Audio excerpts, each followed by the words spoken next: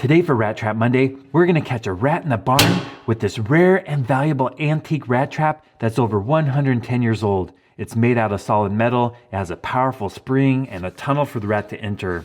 This one's in perfect condition, it even has the original paper label. It's called the Faultless Rat Trap. Here's a patent date. This trap was first patented by Edward H. Kettleforder on September 19, 1911. And as the paper label shows, back in 1911, these traps sold for 50 cents each. I don't know what that's worth in today's dollars. If you know, leave a comment down below. But now they're worth slightly more. To collectors, a faultless rat trap in perfect condition sells for between $300 and $400. And not that long ago, they were worth even more. The reason the price went down is prices of pretty much all antique collectibles depends on condition and rarity.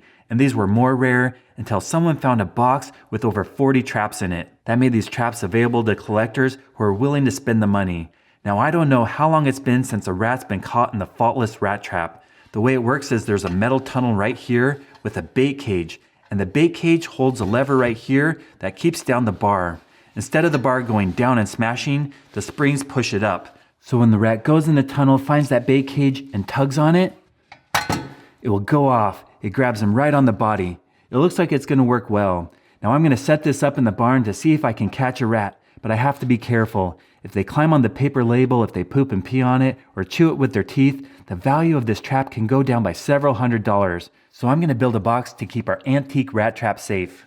So here we go. We have a back chamber that fits our trap. There's a clear window so we can see the trap going off. We'll put on a lid. There's no way the rat can ruin the paper label. In between, there's a hole for the rat to enter and get caught. Should work perfectly. Let's go set this up in the shop and we'll see if we can get a rat with the faultless rat trap.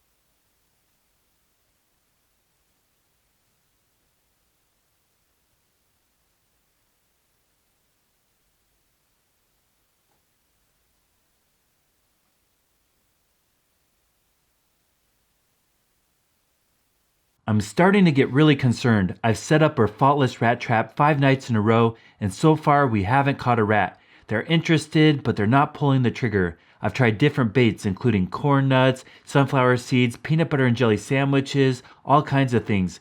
And so far they're not pulling on the trigger with the force to set it off. It's pretty light touch. I'm setting it so it's a hair trigger just barely on there, but they don't seem to want to go inside. I'm going to give it one more night, and if we don't catch one tonight, I'm going to call our faultless rat trap a failure. This night, I'm going to try spam, see if they like that, go in there and get caught. So let's go set up the motion cameras and see what happens.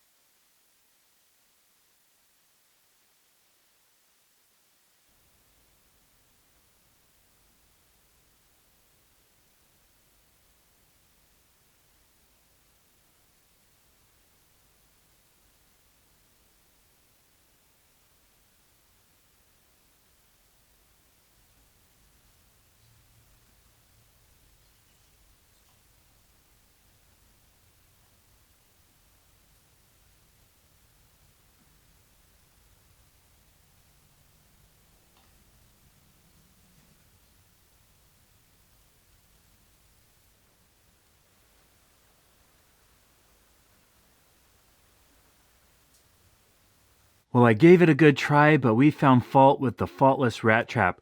We had mice, chipmunks, brown rats, pack rats, lots of rodents come, but none of them pulled the trigger and got caught.